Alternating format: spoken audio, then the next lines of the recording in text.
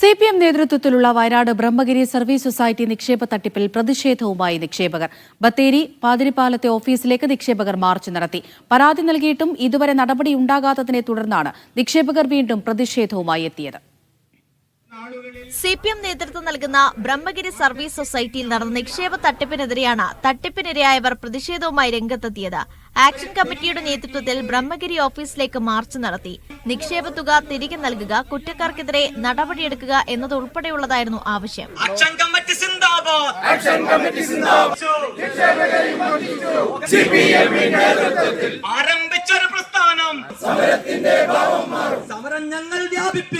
പാതിരിപ്പാലം ജംഗ്ഷനിൽ നിന്ന് ആരംഭിച്ച പ്രതിഷേധ മാർച്ച് ബ്രഹ്മഗിരി ഓഫീസിന് മുന്നിൽ പോലീസ് തടഞ്ഞു.